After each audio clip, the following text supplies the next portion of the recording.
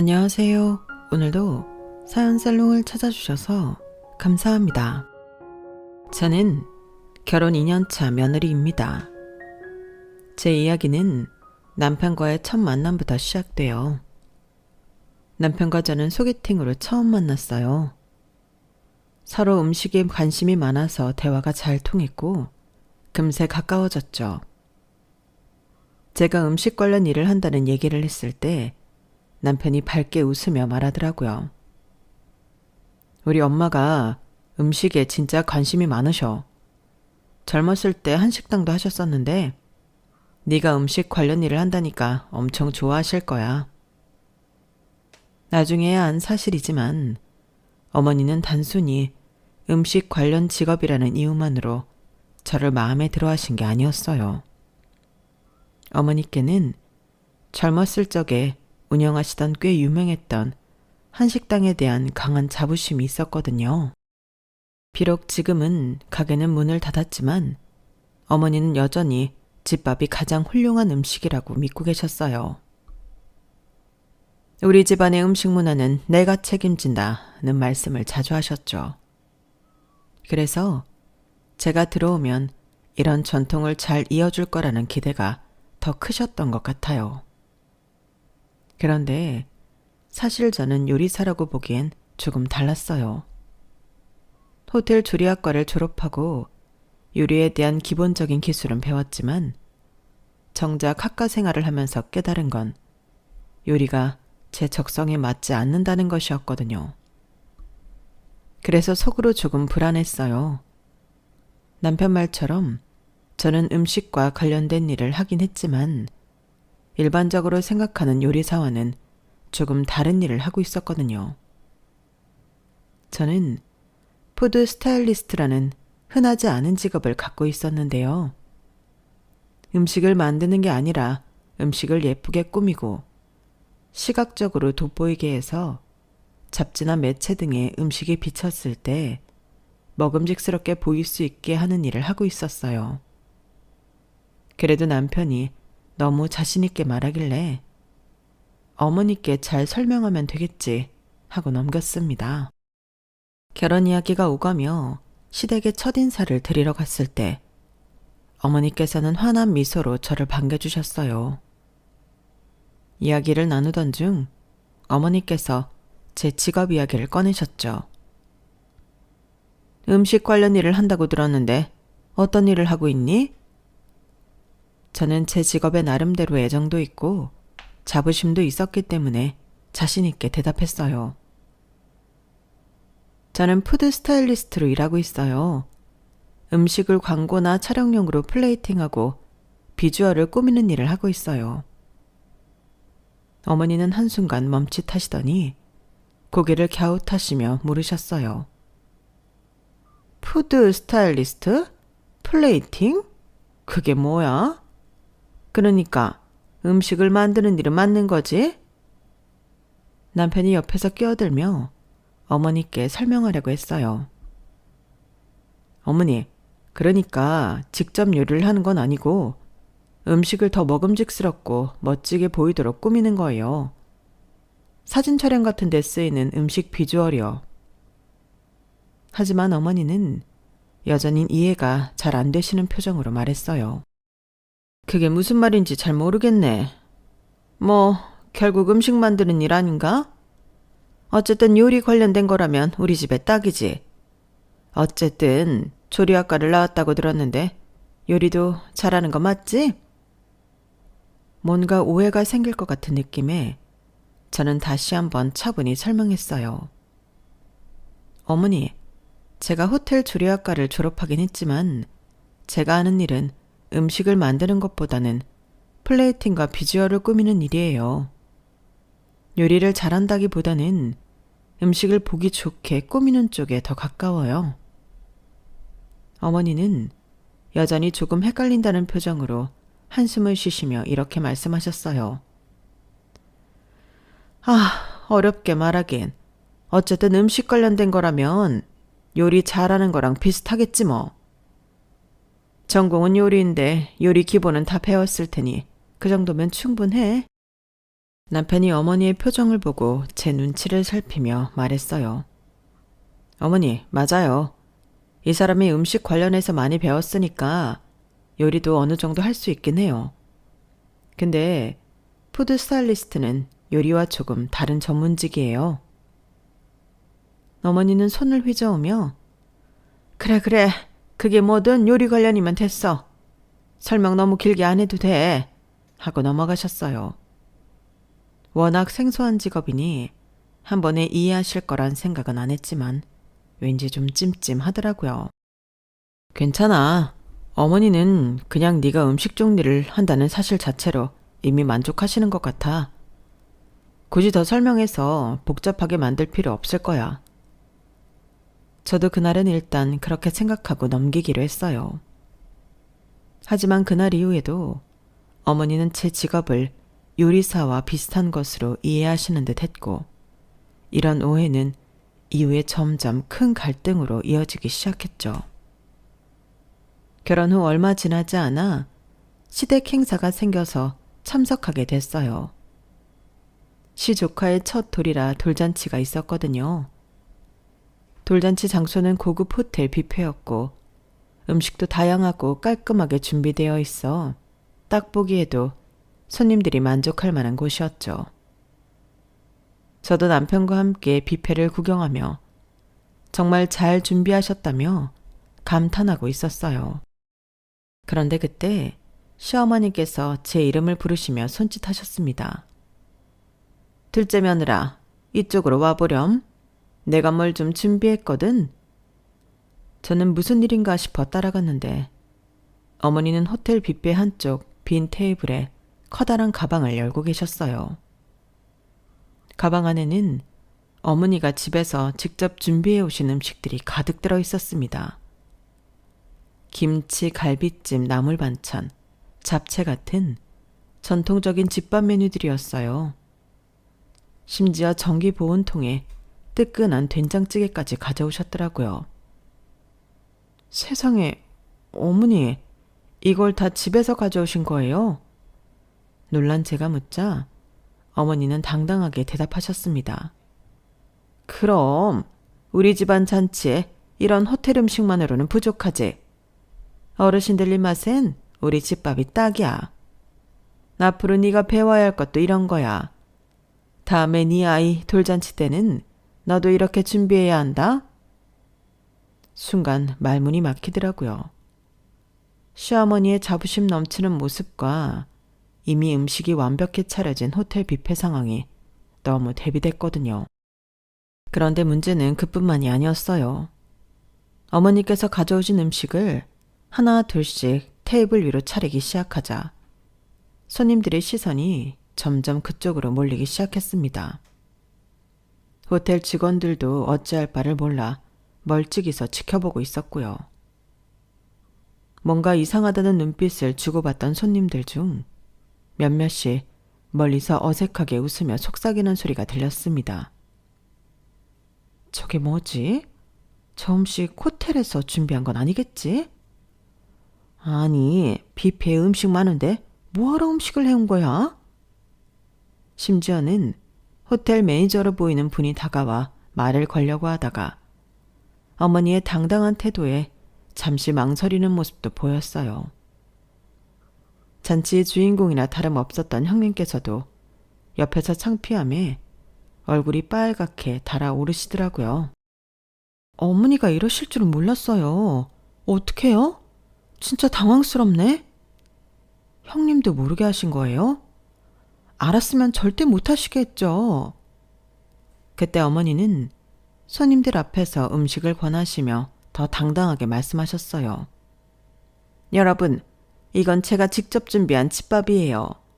이런 잔치엔 우리 집 전통 음식이 빠질 수 없잖아요. 호텔 음식은 그냥 조금씩 드셔보시고 이걸로 속을 채우세요. 손님들 중 몇몇은 어머니의 음식이 정말 맛있어 보였는지 아, 이게 직접 하신 거예요? 역시 손맛이 남다르시네요.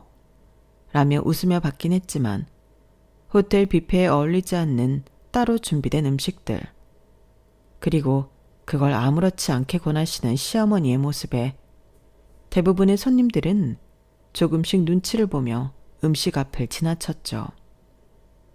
저는 어머니의 이런 행동에 당황스럽기도 하고 나중에 손님들 사이에서 이 이야기가 웃음거리가 되진 않을까 걱정이 됐어요. 남편이 제 표정을 읽었는지 조용히 저를 붙잡더라고요. 엄마는 요리 자부심이 엄청나셔. 그냥 이렇게 놔둔 게 나아. 돌잔치가 끝나고 집으로 돌아가는 길에 남편에게 물었어요. 어머니가 호텔 뷔페에서 음식을 따로 준비하실 줄은 몰랐어.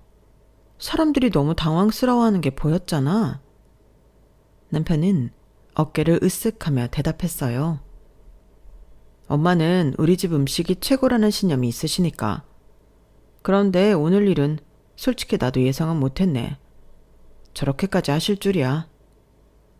그날 저는 어머니의 집밥 철학이 단순한 취향이 아니라 정말 뿌리 깊은 자부심이라는 걸 알게 되었어요. 그리고 어머니의 기대와 제 현실 사이의 거리가 점점 더 크게 느껴지기 시작했죠. 얼마 지나지 않아 결혼 후 처음으로 맞이한 명절이 다가왔어요. 저는 이미 명절 전부터 긴장이 잔뜩 됐어요. 아주버님의 아이 돌잔치에서 시어머니의 집밥 철학을 경험한 이후라 이번 명절에 뭔가를 잘못하면 큰일 나겠다는 생각이 들었거든요. 며느리, 이번 명절엔 네가 좀 배워야 할 게 많겠다. 음식을 다 맡기진 않을 테니 잡채랑 전 정도는 네가 해보렴. 호텔 조리학과 나온 며느리가 이런 기본은 알아야지. 저는 그 말을 듣는 순간 속이 턱 막혔어요. 호텔 조리학과를 나온 건 맞지만 제 전공은 양식이었고 특히 한식에는 익숙하지 않았거든요. 그래도 시어머니의 기대를 저버릴 수 없어서 저는 최선을 다해보겠습니다 라고 대답했어요. 남편에게도 하소연했죠. 어머니는 아직도 요리 잘한다고 생각하시는 것 같아. 하지만 한식은 경험도 많이 안 해봤고 특히 잡채 같은 건 제대로 만들어 본 적도 없어. 제가 걱정 가득한 얼굴로 말하니 남편도 난감해하면서도 저를 안심시키려고 노력하더군요. 엄마는 네가 조리학과 나왔으니까 당연히 요리도 잘할 거라고 생각하시는 거야. 그냥 해볼 수 있는 데까지 해봐. 그리고 마음에 안 든다 싶으면 엄마가 결국 다 하실 거야. 남편의 말도 그다지 큰 위로가 되지는 못했어요. 며느리, 이건 내가 손질해 둔 거니까 잡채부터 해보렴. 당면 삶는 것부터 시작해봐. 울며 겨자 먹기로 저는 어머니의 눈치를 보며 당면을 삶고 고기와 채소를 각각 볶아 양념을 했습니다. 그리고 잡채를 접시에 예쁘게 담았어요. 각 재료의 식감이 조화를 이루도록 배치했죠. 제 전문 분야인 플레이팅에는 자신이 있었거든요.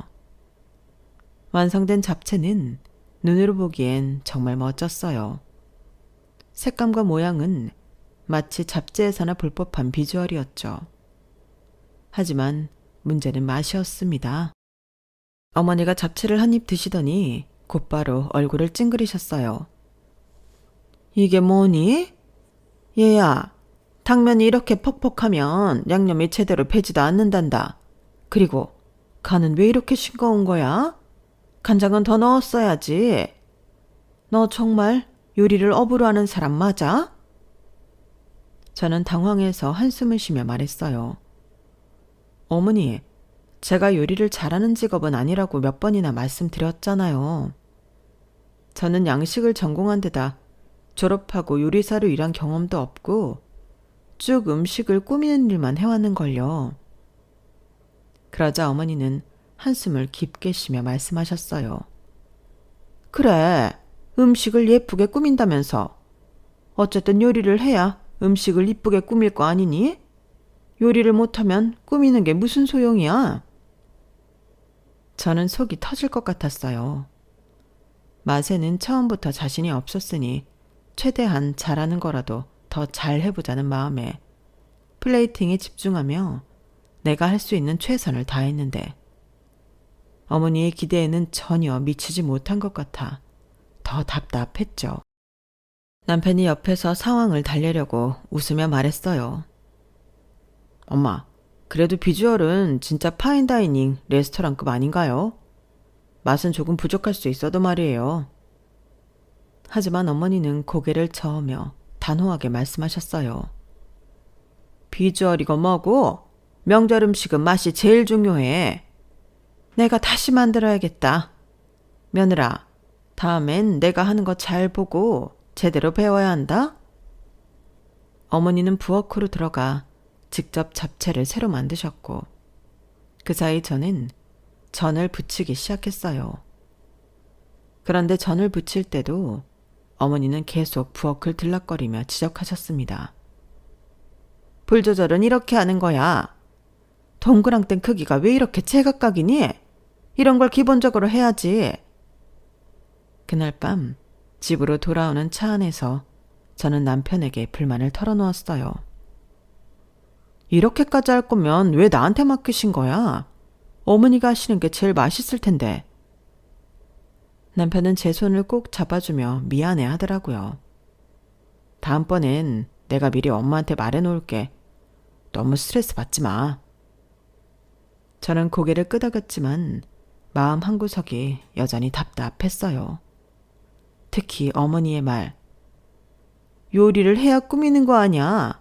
라는 말이 계속 머릿속에 맴돌면서 앞으로 명절이나 가족 행사가 올 때마다 이런 스트레스를 반복할 것 같아 무거운 기분이 들었죠. 시간이 지나 결혼 후 첫 번째로 맞이하는 남편의 생일이 왔어요. 그해 남편의 생일은 평일이었어요. 주말을 이용해 오랜만에 둘이서 여행을 가기로 했기 때문에 당일에는 집에서 조용히 저녁을 보내기로 했죠. 특별한 날인 만큼 저는 오랜만에 옛 전공을 살려 남편에게 정성껏 요리를 해주기로 했어요. 남편은 제 요리를 좋아해서 무척 기뻐하더라고요. 아침에 남편이 시부모님께 전화를 받고 생일 인사를 나눴을 때도 저의 계획을 전하며 설레는 마음을 숨기지 못했죠. 아들, 오늘 생일인데 뭐하니? 오늘은 효진이가 집에서 양식 풀코스를 만들어준대요. 정말 기대돼요. 주말엔 여행도 가고요. 그래? 양식은 잘한다면서 얼마나 잘하는지 궁금하네? 그래, 맛있게 먹고 좋은 시간 보내라. 저는 속으로 안도의 한숨을 쉬었어요. 어머니께서 별다른 말씀 없이 좋은 시간 보내라고 하셨으니 이번엔 정말 저희끼리 조용히 보낼 수 있을 거라 생각했죠. 그래서 저는 정성껏 음식을 준비했습니다. 신선한 샐러드, 따뜻한 크림 스프, 해외 유명 셰프 스타일로 구운 스테이크와 곁들임 야채, 집에서 금방 만들 수 있는 달달한 디저트까지. 평소에는 바쁘다는 핑계로 요리를 제대로 못했지만 남편을 위해 이렇게 신경 쓰는 날은 오랜만이라 저도 기분이 좋았어요. 남편은 옆에서 기대에 찬 목소리로 말했어요. 와, 이건 따로 레스토랑에 안 가도 될 수준인데 진짜 기대된다. 저녁이 완성될 무렵 초인종 소리가 울렸습니다. 남편이 의아한 표정으로 문을 열어보니 시부모님이 서 계셨습니다. 아니, 우리 아들 생일이라고 실력 발휘 좀 한다기에 와봤다. 그놈의 천국 요리는 얼마나 잘하는지 보러 왔지? 남편의 얼굴이 굳었고 저는 부엌에서 멈칫하며 눈치를 봤습니다. 남편이 최대한 차분한 목소리로 말했어요. 엄마, 말씀도 없이 오시면 어떡해요. 저희 오늘은 그냥 둘이 조용히 보내려고 했는데요. 어머니는 아랑곳하지 않고 웃으며 집으로 들어오셨습니다. 조용히 보내는 건 좋지만 양식은 그렇게 잘한다니 내가 안 먹어볼 수 없잖아. 맛만 보고 갈게. 어머니는 식탁에 앉으셨고 준비한 음식을 드셨습니다. 시아버지도 음식을 살펴보시더니 함께 앉아 한 입씩 드시기 시작했어요. 저희가 먹을 양으로만 세팅해 두었던 음식은 점점 줄어들었고 저는 결국 수저를 내려놓을 수밖에 없었죠. 남편이 참다 못해 말했어요. 엄마, 아빠, 오늘은 효진이가 저 위에 준비한 건데요. 맛보셨으면 그만 돌아가 주시면 안 될까요? 어머니는 그 말을 듣고는 웃으며 말씀하셨어요. 양식이 배가 찬 것도 아닌데 뭘. 보긴 예쁘네. 근데 먹은 것 같지가 않아. 이러고 어떻게 생일이라고 하겠니? 남편의 목소리가 조금 더 단호해졌습니다. 엄마, 제가 말했잖아요. 오늘은 저희끼리 보내고 싶다고요. 요리를 안 좋아하는 사람이 제 생일 한번 챙겨주겠다고 이렇게까지 정성 들여 신경 써줬는데 그걸 좀 알아주시면 안 돼요? 그러자 아버지가 끼어들며 웃으셨어요. 야, 네 녀석은 왜 이렇게 쓸데없이 예민하게 구냐? 엄마가 너 장가 보내고도 뜨뜻한 밥 맛있게 잘 먹이려고 그러는 거 아니냐? 어릴 때부터 엄마 밥 맛있다고 잘 먹고 컸으면서 뭘 그러냐? 하지만 시아버지에게는 화를 낼 틈도 없이 시어머니는 이미 냉장고를 열어 재료를 꺼내기 시작하셨습니다. 그냥 내가 부엌 좀 써야겠다. 된장찌개 끓여서 밥 한 끼 먹고 가야겠다. 우리 집은 생일엔 밥 먹는 게 기본이지. 남편은 머리를 감싸쥐고 한숨을 쉬며 저를 바라봤습니다. 저는 아무 말도 하지 못한 채 어머니가 부엌에서 된장찌개를 끓이시는 모습을 바라봤어요. 엄마, 제발 그만 좀 하세요. 오늘은 그냥 집에 가세요. 뭐야? 네 생일에 밥 한 그릇도 못 먹고 가면 내가 속이 뒤집힌다. 기다려라. 금방 된다. 결국 저희는 된장찌개와 밥을 먹게 되었고 제가 정성 들여 만든 양식은 완전히 잊혀진 채였습니다. 어머니는 식사를 마치고 한숨을 쉬며 말씀하셨어요. 양식은 뭐 보기엔 예쁘지만 역시 우리 집밥이 최고야. 며느라, 다음엔 이런 밥상을 제대로 차려보렴. 이게 진짜 음식이지. 안 그러냐? 그날 밤 남편은 저를 달래려 애썼지만 저는 이미 화가 머리끝까지 나 있었습니다. 여보, 엄마는 그냥 당신 음식을 먹어보고 싶었던 거야. 너무 속상해하지 마. 그럼 왜 굳이 된장찌개까지 끓여서 밥을 먹고 가셨는데? 남편도 할 말을 잃고 말없이 제 손을 잡았습니다. 저는 그날 이후로 시부모님과 관련된 모든 일이 불안하게 느껴지기 시작했어요. 함께 보내는 남편의 첫 생일이 엉망이 된 후 저는 남편에게 강력히 선언했습니다. 이번 생일엔 절대 집에서 요리 안 해. 무조건 밖에서 먹자. 그리고 어머니랑 낮에 통화도 하지 마. 혹시 모르잖아.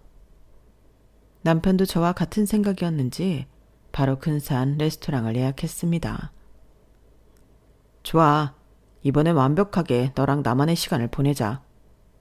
생일 당일 저희는 늦은 오후쯤 레스토랑으로 향했습니다. 도착한 곳은 분위기 좋은 프렌치 레스토랑으로 조명이 은은하고 테이블마다 아늑하게 꾸며져 있었어요. 저는 기분 좋게 저녁을 기다리며 남편에게 말했어요.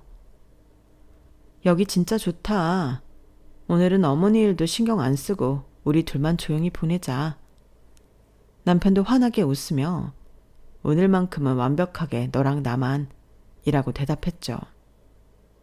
음식이 나오기 시작했고 저희는 와인 한 잔씩을 들며 즐거운 시간을 보내고 있었습니다. 그런데 그 순간 남편의 휴대전화가 울렸습니다. 화면에는 엄마라는 이름이 떠 있었어요. 남편이 잠시 저를 보며 곤란한 표정을 지었죠. 받아야 할까? 안 받는 게 낫겠지. 잠깐만 받아. 어차피 이미 바뀌니까 괜찮겠지. 그래도 짧게, 아주 짧게. 남편이 전화를 받자 어머니의 목소리가 전화 너머로 들렸습니다. 아들, 너 뭐하니? 오늘 생일인데 집에서 뭐 해 먹었냐? 남편이 최대한 조심스럽게 대답했어요. 지금 밖에서 같이 저녁 먹고 있어요. 근사한 레스토랑에서요. 그 말이 끝나기가 무섭게 어머니가 크게 소리치셨어요. 뭐? 밖에서 먹어? 평소에는 음식 잘 하지도 않으면서 이런 특별한 날에라도 요리를 해서 하루빨리 실력을 늘릴 생각을 해야지. 뭐 하는 거냐? 걔는 허구한 날 요리 잘 못한다고 징징대더니 이렇게 안 하면 언제 늘 거래?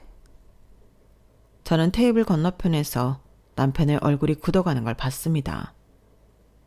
남편이 진정시키려 했지만 어머니는 계속 말씀하셨어요. 다음 주부터 주말마다 우리 집에 보내라. 내가 요리 강습해 줄 테니까. 니네 언제까지 이렇게 살 거야? 남편이 단호한 목소리로 대답했어요. 엄마, 오늘은 제 생일이에요. 그리고 저희는 둘이서 특별한 시간을 보내고 싶어서 이렇게 한 거라고요. 요리는 배우고 싶으면 집사람이 알아서 배우겠죠. 강습 같은 건 필요 없어요. 하지만 어머니는 아랑곳하지 않고 말씀하셨습니다. 네 마누라한테만 그렇게 배려만 해줄 게 아니라 네가 엄마한테도 배려를 해야지. 남자가 결혼하고 밥도 제대로 못 얻어먹고 그게 말이 되니? 엄마가 괜히 이러는 줄 알아? 남편은 결국 목소리를 조금 높이며 말했습니다. 엄마, 진짜 오늘은 그만하세요. 저희 둘만의 시간 망치지 말아주세요. 이 얘기는 더 하고 싶지 않으니까 이만 끊을게요. 전화를 끊은 남편은 깊게 한숨을 쉬며 고개를 들었지만 이미 제 기분은 엉망이었습니다. 저는 포크를 내려놓으며 말했어요. 왜 저렇게까지 하시는 걸까? 나 요리 안 맞아서 그만뒀다고 몇 번이나 말씀드렸는데. 남편은 미안한 얼굴로 제 손을 잡으며 대답했어요. 엄마가 우리를 생각해서 그러는 거야. 표현 방식이 좀 잘못됐지만 그래도 너무 신경 쓰지 마. 하지만 저는 너무 화가 나 있었습니다. 어머니의 요리 강습 제안은 남편이 단호히 거절해서 무산되었지만 저를 무시하는 어머니의 태도는 제 마음의 상처로 남았습니다. 저녁을 마치고 집으로 돌아오는 길, 남편이 다시 한번 사과했어요. 여보, 정말 미안해. 다음엔 아예 전화도 안 받고 더 철저히 대비할게. 그게 문제야?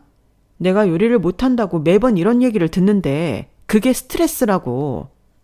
나 정말 요리 더 싫어질 것 같아.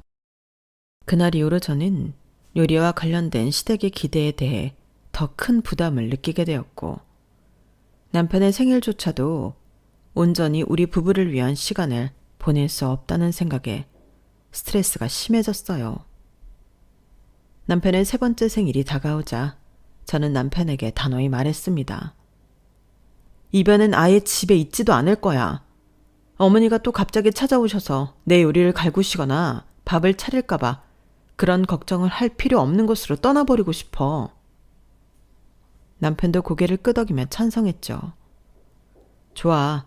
이번엔 숙소를 예약해서 하루 종일 집을 비우자. 엄마한테는 나중에 따로 얘기할게. 저희는 여행을 겸해 편안한 숙소를 예약했고 당일 아침 일찍 출발하기로 했습니다. 하지만 그 계획은 시작부터 틀어지고 말았어요. 그날 새벽 초인종 소리가 울렸고 반쯤 잠이 깬 남편이 문을 열어보니 시어머니와 시아버지가 커다란 장바구니를 들고 서 계셨습니다. 엄마, 이렇게 아침 일찍 무슨 일이에요? 어머니는 활짝 웃으며 말씀하셨습니다.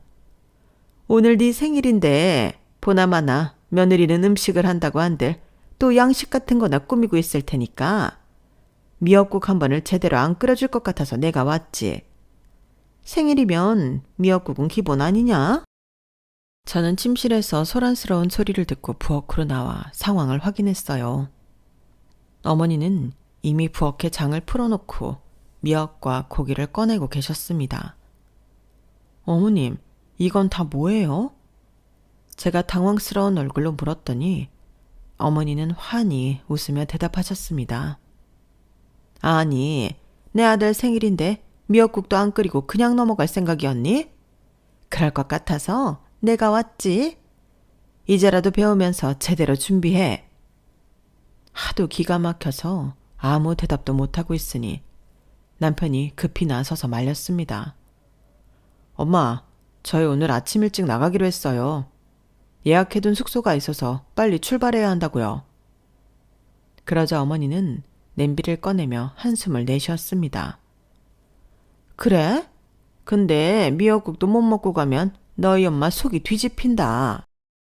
30분이면 끓일 테니 그동안 기다려라. 그리고 며느라, 너도 여기 와서 배워. 너 이런 음식 제대로 배워야 한다니까. 남편의 만류에도 막무가내로 저를 부엌으로 끌어당기는 손에 열이 확 오르더라고요. 그제야 참았던 감정을 터뜨렸습니다.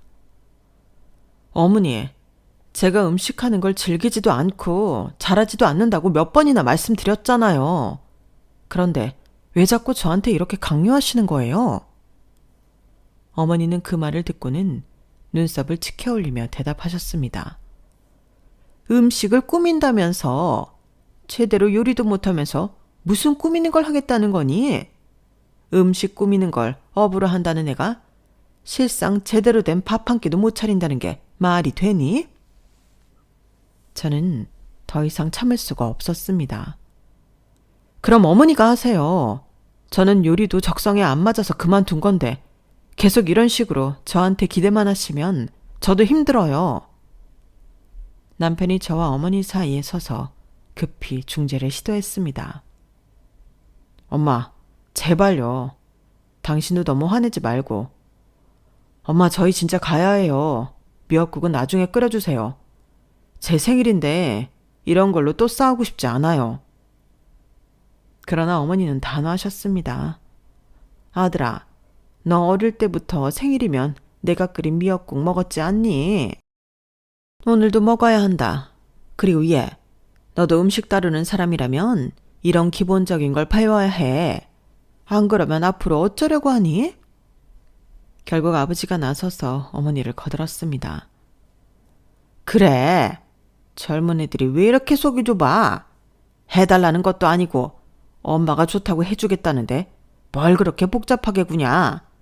누가 여행 가지 말래냐?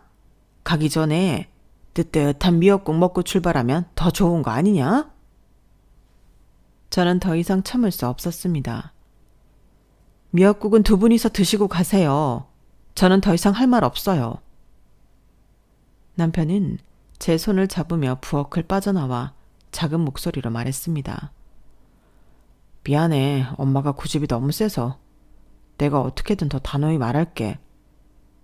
그날 저희는 한참 뒤에야 집을 나설 수 있었습니다. 이미 분위기는 엉망이었고 숙소에 도착해서도 저는 기분이 풀리지 않았습니다. 더 이상 이런 상황을 반복하고 싶지 않았던 저는 다음번에는 어머니가 절대 예기치 못한 방식으로 맞서보기로 결심했어요. 남편의 3번째 생일 이후 저는 시어머니의 집밥 집착과 요리의 강요에 대한 복수를 결심했습니다. 평소에 그렇게 집밥을 강조하시던 어머니가 정작 본인의 생신 때는 외식을 선호한다는 사실에 얄미웠거든요. 그래서 이번 생신에는 어머니께 집밥으로 생신을 축하하자고 제안하며 은밀한 복수의 계획을 시작하기로 했죠. 어머니, 올해 생신엔 집에서 저희가 직접 준비한 음식을 드시는 게 어떨까요? 어머니께서 항상 집밥이 최고라고 말씀하시잖아요. 저와 형님이 열심히 준비해서 어머니 생신을 멋지게 만들어 드릴게요. 잠시 침묵이 흘렀습니다. 그리고 어머니의 목소리가 약간 어색하게 들려왔죠. 아니야, 생일엔 나도 좀 편하게 보내야지. 니네 음식 마음에 안 들면 내가 다시 다 해야 하는데.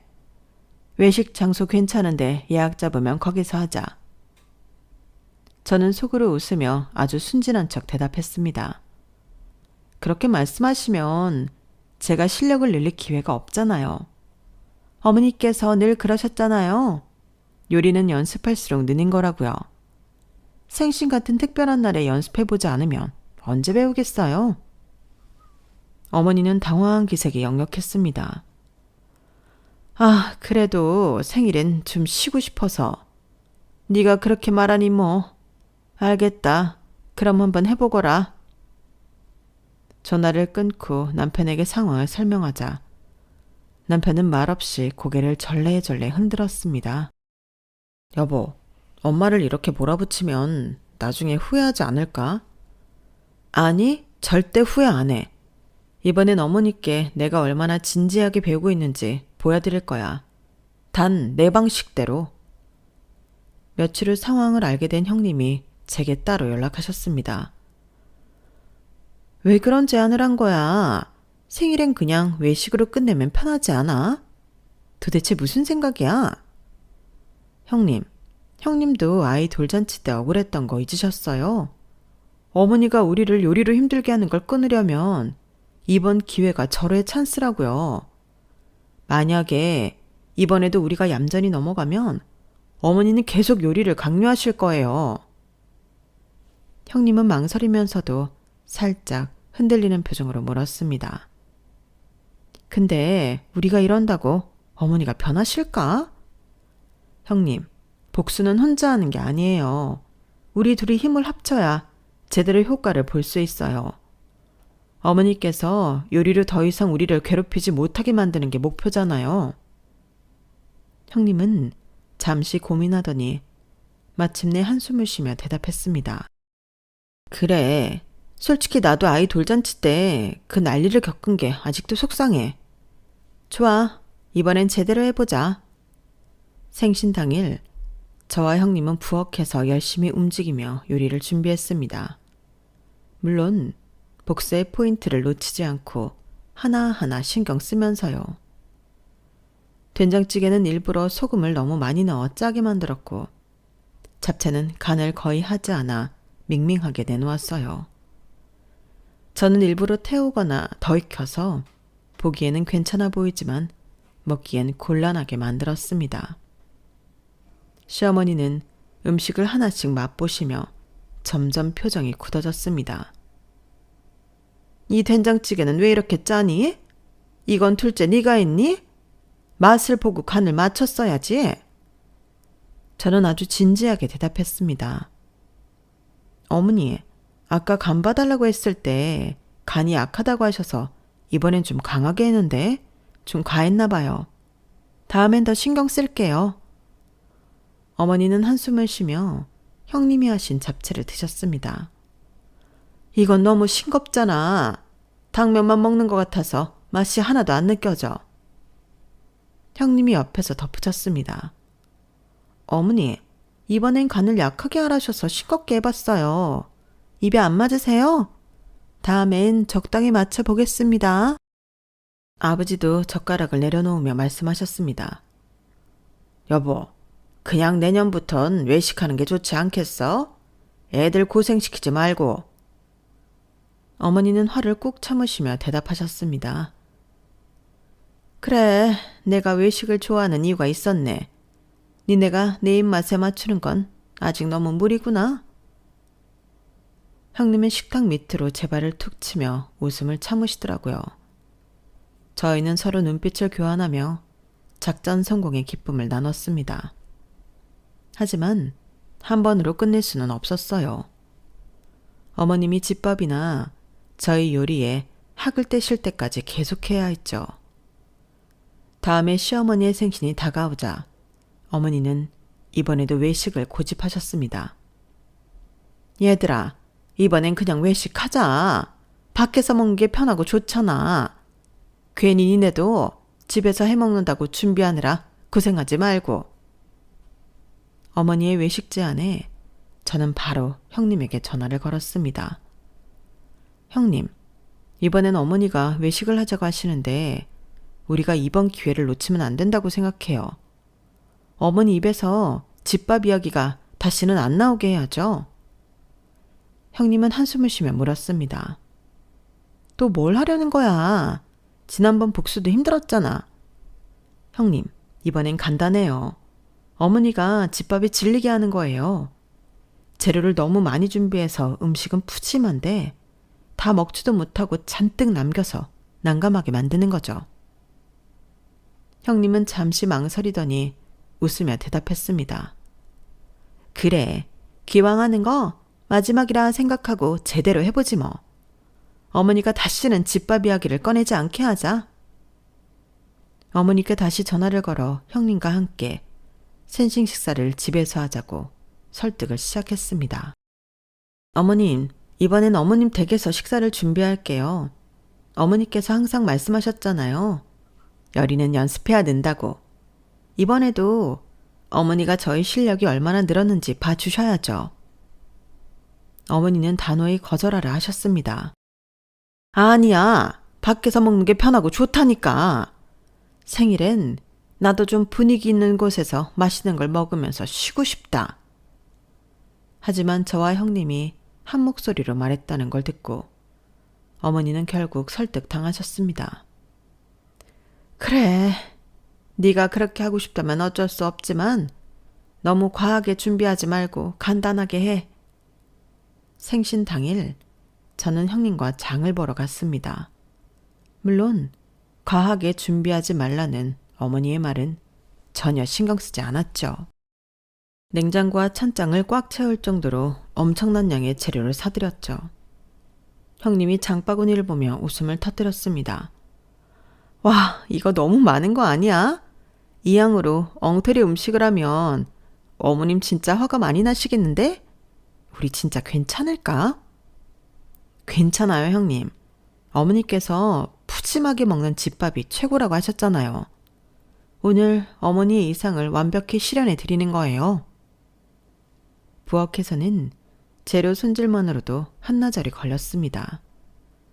저와 형님은 서로 웃음을 참으며 끝없이 재료를 다듬고 조리대에 음식을 쌓아 올렸죠.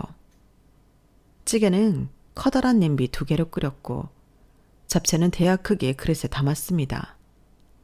저는 종류별로 50장쯤 부쳤고 나물 반찬도 끝없이 만들어냈습니다. 시어머니는 거실에서 이 모습을 지켜보며 점점 불안한 표정을 지으셨습니다. 얘들아, 너무 많이 하는 거 아니야? 이거 다 먹지도 못할 텐데. 형님이 재빨리 대답했습니다. 어머니 생신인데 부족하면 안 되잖아요. 어머니께서 항상 말씀하시던 집밥다운 푸짐한 상을 준비하는 중이에요. 결국 식탁 위에 올라온 음식은 너무 많아서 2번째 테이블까지 꺼내야 했습니다. 시어머니는 처음엔 웃으시며 음식을 맛보셨지만 엉터리로 한 음식을 얼마 못 드시고는 점점 손을 놓으시며 한숨을 내쉬기 시작하셨습니다. 이건 정말 맛도 맛이지만 너무 많아서 이걸 다 어떻게 먹니? 남은 건 다 어떡하고? 시아버지도 젓가락을 내려놓으며 말씀하셨습니다. 여보, 다음부턴 그냥 외식하자. 이건 너무 과하다. 우리가 요리도 못하는 애들한테 너무 부담을 줬어. 저는 아주 순진하게 대답했습니다. 어머니 괜찮아요. 어머니께서 집밥을 좋아하시니 남은 음식들은 앞으로 며칠 동안은 걱정 없이 드실 수 있을 거예요. 아니, 그럴 필요 없어. 다음엔 진짜 외식하자. 이거 너무 힘들잖아. 내가 괜히 말했나 봐. 형님과 저는 서로 눈짓을 주고받으며 속으로 웃음을 터뜨렸습니다. 그날 이후로 시어머니는 생신 때마다 집밥 이야기를 꺼내는 대신 외식을 고집하시게 되었죠. 사실 저희가 한 음식은 저희도 맛 없었거든요. 고생은 했지만 보람은 있었어요. 끔찍한 요리 지옥 이후 시어머니께서는 며느리들 앞에서 음식에 대한 자부심을 드러내지도 잘해야 한다며 강요하지도 않게 되셨습니다. 저희 부부의 기념일에 밥상 고나리를 하는 일도 아예 사라지셨죠. 마지막 생신날의 과한 집밥 잔치가 어머니께는 상당히 큰 충격이었던 모양입니다. 식사 후 남은 기가 막히게 맛없는 음식들이 냉장고를 가득 채우고도 며칠 동안 비워지지 않던 상황은 어머니 스스로도 불편하게 느끼셨던 것 같았죠. 어머니가 음식을 이야기할 때의 태도도 달라졌습니다. 얘들아, 예전에 내가 너무 집밥만 고집했지? 사실 요즘 세상은 바쁘니까 이렇게 외식하는 게 더 좋은 것 같아.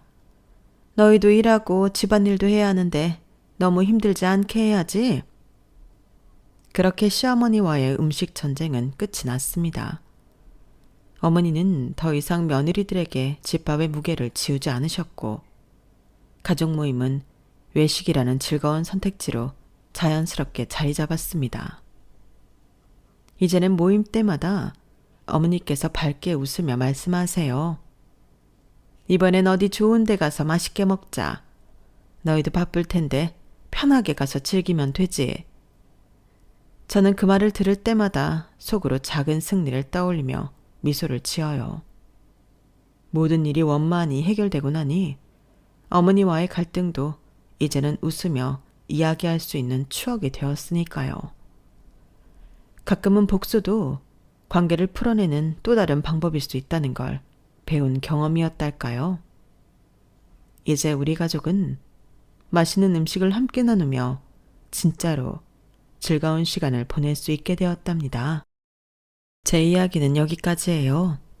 사랑하는 가족들과 항상 편안하시기를 진심으로 바랍니다. 복 받으세요. 여러분, 사연 댓글에 응원과 현명한 조언 부탁드려요. 좋아요와 구독은 저에게 큰 힘이 됩니다. 오늘도 좋은 일 가득하세요.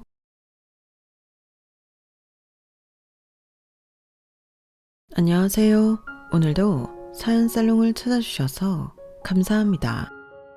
얼마 전에 딸아이를 시집 보내고 혼자 살고 있는 여성이에요. 예전에 그런 기사를 본 적이 있어요. 일본 여자들은 결혼 기간 내내 꾹 참고 살다가 남편이 퇴직을 하면 그때 이혼 요구를 한다는 내용이었어요.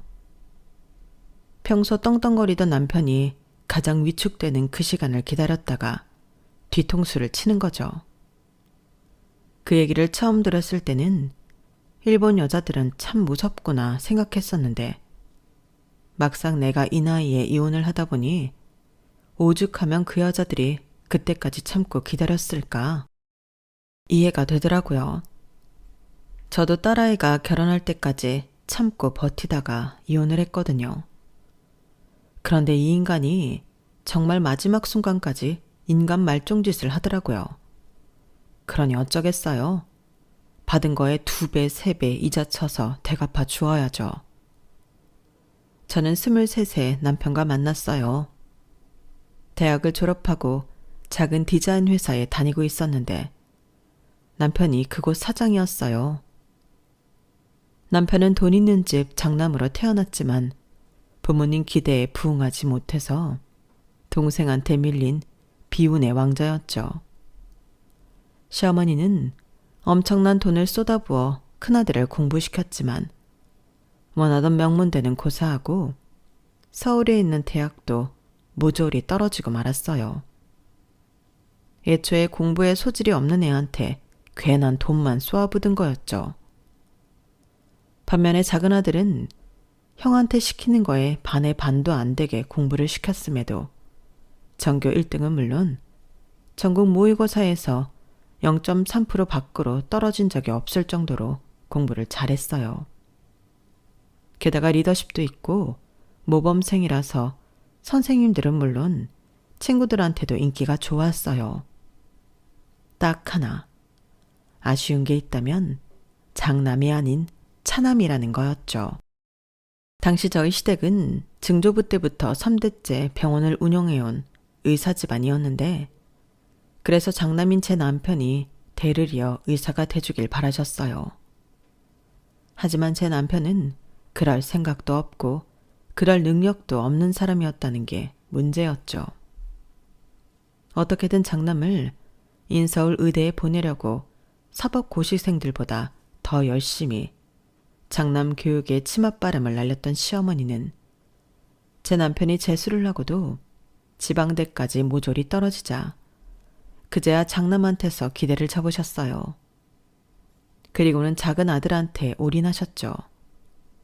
덕분에 공부 압박에서 해방된 남편은 자기가 하고 싶었던 미술을 시작할 수 있었고, 공부로는 언감생심 같았던 인서울 대학 미대에 떡하니 합격했어요. 처음부터 의대가 아닌 미대로 진로를 잡았다면 2년이란 시간을 호성세월로 보낼 필요도 없었을 거예요.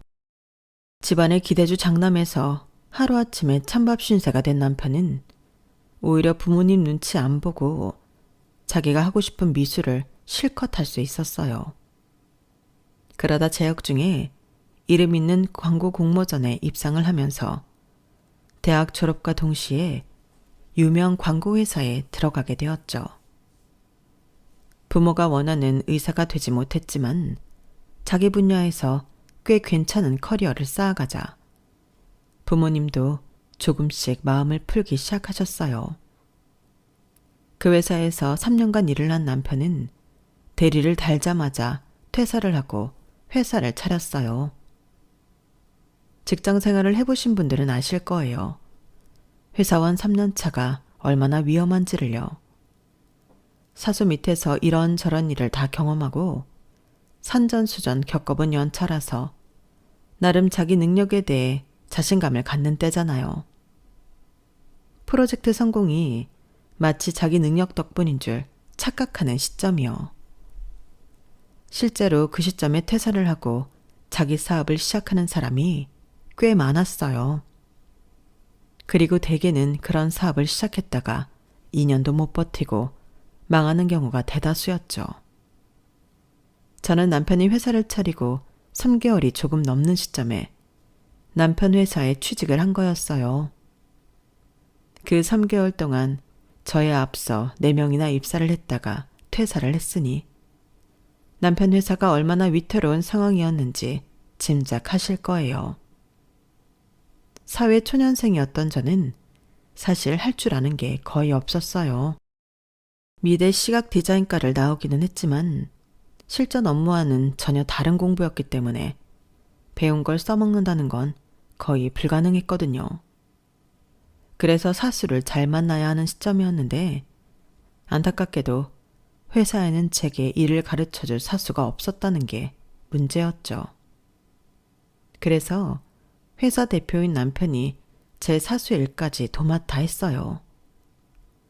남편은 알아주는 대형 광고회사에 있었던 사람이니만큼 일 하나는 기가 막히게 하더라고요. 남편이 시안을 잡는 걸 보면 정말 신기에 가까운 실력에 입이 떡 벌어질 정도였어요. 회사 대표로서는 무능했지만 디자인 능력만큼은 최고였죠. 그 덕에 체계도 없고 뭐 하나 변변한 거 없는 회사가 돌아가고 있다고 해도 과언이 아닌 정도였어요. 여자가 남자한테 반할 때 뭐에 가장 끌리는지 아세요? 얼굴? 몸매? 키? 아니요, 능력이에요. 키가 작거나 얼굴이 못생겨도 자기 일을 끝내주게 잘하면 그 순간은 장동건 뺨치게 잘생겨 보이기 마련이거든요. 저도 마찬가지였어요. 남편은 회사 대표임에도 매일 영업부장한테 깨지고 격리부장한테 핀잔을 듣는 사람이었지만 컴퓨터 앞에 앉는 순간만큼은 물 만난 고기처럼 엄청난 능력을 발휘하곤 했어요.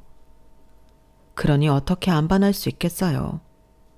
거기다 사는 집 자식이라 그런지 옷이며 시계, 구두까지 명품 아닌 게 없었고 어릴 때부터 부를 누리고 살아서 귀티가 몸에 배어 있었어요. 똑같이 사무실에서 3일을 날새고 일을 했어도 남편한테선 약간 피곤해 보이는 것 외에는 더럽다는 인상은 받을 수 없었어요. 배가 아무리 고파도 입에 묻혀가며 허겁지겁 먹는 일도 없었고 손가락에 묻은 크림을 빨아먹을 때도 어찌나 멋있게 보이는지. 아무튼 일반인들과는 다른 부티가 몸에 좔좔 흐르는 사람이었죠. 그래서인지 주변엔 여자가 참 많았어요. 그렇다고 딱히 사귀는 사이는 아닌 것 같은데 늘 옆에는 여자를 달고 다녔죠. 학교 선배의 후배, 집안끼리 아는 여자에 전에 다니던 회사 동료까지 하나같이 다들 예쁘고 집안 학벌 좋고 몸매도 쭉쭉 빠진 여자들이었어요. 그런 여자들 옆에 있으면 눈에 보이지도 않을 만큼 평범하기만 했던 저는 늘 자괴감에 쩔어 있었어요. 그래서 시작도 해보기 전에 일찍부터 마음을 접었어요. 이렇게 멋진 여자들이 옆에 널려 있는데 이 남자가 나한테 눈길을 줄 리가 없다고 생각했거든요. 하지만 사수 아닌 사수로 매일 남편한테 일을 배우고 하루의 절반가량을 한 공간에서 함께 지내다 보니까 단념하는 게 쉽지 않았어요. 그래서 그냥 좋아하기로 했어요. 사람을 좋아하는데 돈이 드는 것도 아니고 티 안 내고 속으로만 좋아하면 그만이니까요. 그런데 남편이 자꾸 저를 흔들기 시작한 거예요.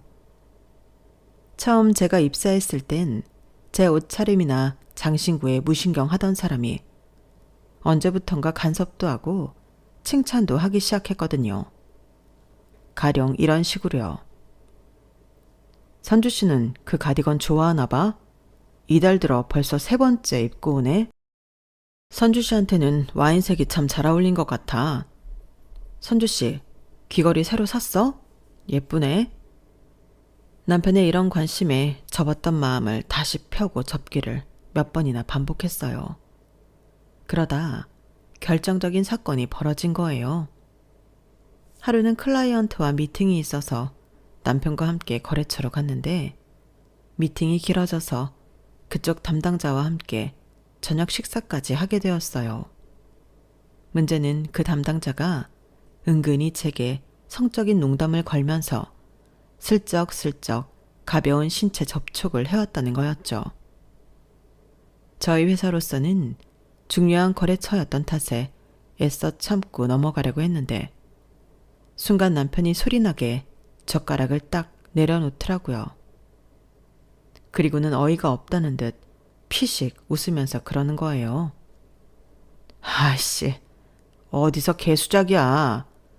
내가 지금 그쪽 성욕구 충족시켜주려고 내 직원을 여기 데려온 것 같아? 이게 어디서 더러운 짓거리야? 그러자 거래처 담당자는 시치미를 떼며 오히려 화를 냈어요. 아니, 내가 뭘 어쨌다고 이럽니까? 그리고 왜 반말이야? 내가 뭘 잘못했는데? 아이씨, 이래서 구멍가게들이랑은 거래를 하는 게 아닌데 구질구질한 것들이 사람 우습게 알고 까부네. 이봐요, 한 대표님. 그쪽이 대표면 뭐해? 내가 이번 거래 엎으면 그쪽 회사 나락이야. 그건 알고 덤비는 거야? 하, 이 새끼 웃기는 놈이네. 야, 네가 뭔데 거래를 엎어? 니네 회사가 갑이니 네가 갑이냐? 넌 그저 그 회사에서 월급 받고 일하는 일개 직원일 뿐이야. 어디서 가짜게 갑질을 하러 들어? 너 똑똑히 알아둬. 나 이 자리에서 일어나는 순간 변호사 선임할 거야. 네가 내 직원 몸에 더러운 몸뚱이 들이댄 거 내 눈으로 똑똑히 본 이상 절대 못 넘어간다고 새끼야. 니네 회사 윤리위원회에도 고발 조치할 거니까 그렇게 알아둬. 별 쓰레기 같은 새끼가 기분 잡치게 하네.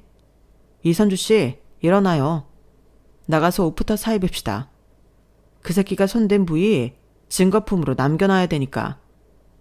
이 새끼야, 네가 시치미 때도 소용없어. 이 옷에서 네 지문 하나라도 나오면 넌 그날로 실업자의 성범죄자 되는 거니까. 알았어? 그러자 그제야 거래처 담당자는 남편 팔을 끌어잡고는 한 번만 봐달라고 용서를 빌었어요. 새끼야, 번지수가 틀렸잖아. 네가 내 몸 만졌어? 왜 나한테 사과를 해? 피해자한테 직접 사과해. 담당자는 코가 땅에 닿을 정도로 제게 사과를 했어요. 하지만 남편은 일식집에서 나오자마자 바로 거래처 과장님한테 전화해 성추행 사실을 알리고 시정 요청을 했어요. 변호사를 선임할 생각이라며 엄포까지 놓으면서요. 상황이 이렇게 커지자 슬슬 겁이 나기 시작하더라고요. 일단 남편이 말한 대로 증거품인 옷부터 챙겨야겠다는 생각에 근처에 옷가게가 어디 있나 두리번거렸어요. 그러자 남편이 의아한 표정으로 쳐다보더라고요. 저기 대표님, 건너편에 옷가게가 있는 것 같은데 일단 그리로 갈까요? 옷가게? 거긴 왜? 아까 그러셨잖아요. 옷에 지문 묻은 거 확보해야 한다고. 그러자 남편이 당황한 표정으로 웃기 시작했어요. 선주 씨, 그 말을 믿었어? 아니, 슬쩍 옷에 닿은 지문을 어떻게 확보해? 미드를 너무 많이 봤네. 그 정도로는 지문 안 나와. 아까는 어쨌든 강하게 나가야 사과도 받을 수 있을 것 같아서 그냥 한 소리 한 거지. 선주 씨, 은근히 귀엽네. 그 말에 저는 얼굴이 발갛게 달아올랐어요. 남편은 집까지 데려다 주겠다며 저를 보조석에 태웠어요. 집까지 가는 동안에도 저는 민망해서 고개를 창 쪽으로 향했고 남편은 힐끔힐끔 저를 쳐다보았어요. 그리곤 소리 안 나게 씩 웃더라고요. 그날의 일로 거래처 담당자가 바뀌었고 성추행을 했던 직원은 징계를 받았다고 했어요. 거래처 쪽에선 부장님이 직접 저희 회사로 찾아와 제게 사과를 하고 위로 선물로 100만 원 상당의 백화점 상품권을 주고 가셨어요. 그날 제가 겉옷을 두껍게 입고 있어서 실제 제 몸에 그 직원 손은 닿지 않았기에 이렇게 과한 선물을 받아도 되나 생각했는데 남편이 받으라고 눈짓을 해서 받긴 했어요. 거래처 부장님이 가고 난 뒤 남편이 그러더라고요. 선주씨, 이게 별거 아닌 일이다 생각하면 별거 아닌 걸 수도 있겠지만 이런 일을 가볍게 넘겨주면 성추행범의 재범죄를 부추기는 꼴이 돼. 꼭 손이 닿지 않았더라도 그 인간이 손이랑 신체 부위를 들이댈 때 선주씨 기분이 상했던 거 맞잖아. 그럼 그건 성추행이 분명한 거라고. 그러니까 피해자인 선주씨가 괜한 부담감을 가질 필요는 없단 얘기야. 생각 같아선 그 자식 면상을 날려주고 싶었는데 그러지 못한 게 후회되네. 남편 말을 듣고 보니 그동안 제가 성추행에 대한 인식이 상당히 낮았다는 걸 깨달을 수 있었어요. 그리고 그 상황에 회사의 이익보다는 직원을 위해 준 남편이 대단하게 느껴졌어요. 그날 이후 남편과 저 사이에는 약간의 묘한 기류가 흐르기 시작했어요. 저는 남편한테 더더욱 빠져버렸고 남편은 주변 남자 직원들이 제 근처로 오는 걸 은근히 막는 모습이었죠. 성추행을 예방하는 차원이라기보다는 뭔가 내 영토에 발을 들이는 외부인들을 경계하는 느낌이었어요. 그리고 남편의 그런 행동은 얼마 지나지 않아 저뿐만 아니라 회사 직원들한테까지 들켜버렸어요. 누가 봐도 티가 났거든요. 그리고 오해로 인해 우리는 사귀게 되었어요. 발렌타인을 맞아 제가 직원들한테 초콜릿을 나눠줬는데 남편은 자기만 받은 줄 알았던 거예요. 그리고 한 달 뒤 화이트데이였어요. 남편이 퇴근 후 같이 저녁을 먹자고 하더라고요. 초콜릿의 답례라면 사탕이나 작은 먹거리 정도면 충분한데 식사라니. 남편한테 마음이 있던 저였지만 답례치곤 과하다 싶었어요. 화이트데이라서 예약하기 힘들었을 텐데 남편은 이태리 레스토랑을 예약해 두었더라고요. 그런 고급 레스토랑은 난생 처음 가보는 거라서 주문을 어떻게 해야 하나 한 걱정이었어요. 그런 마음을 알았는지 남편은 제가 무안하지 않도록 자신이 주문을 해주더라고요.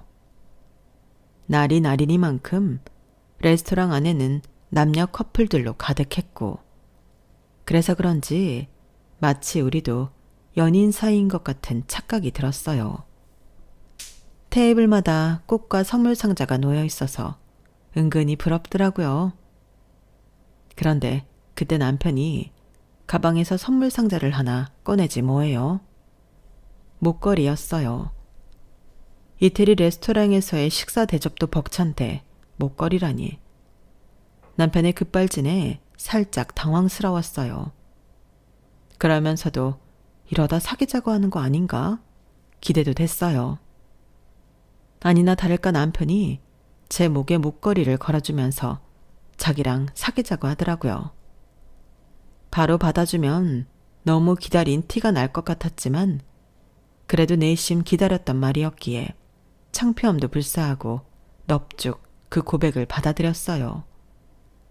재미있는 건 다음날 회사에 출근해보니 이미 다른 직원들이 우리 사이를 알고 있지 뭐예요.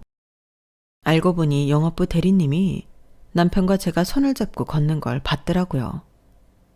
연애 첫날부터 공개 연애가 되어버린 우리는 1년 정도 연애를 하다가 결혼을 하게 되었어요. 회사 운영도 많이 좋아져서 심적으로 여유가 생겨서 결혼도 서두를 수 있었던 것 같아요. 당시 우리 부부 머릿속에는 회사 일정을 고려해서 결혼식 날짜를 잡고 신혼여행을 무사히 다녀오는 게 가장 큰 고민이었어요.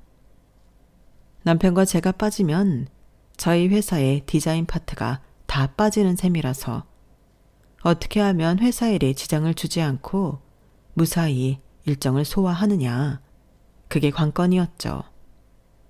지금 생각해보면 결혼이 우리 두 사람만의 문제가 아니었는데 왜 우리는 우리 외 가족들에 대한 문제를 크게 생각하지 않았는지 모르겠어요.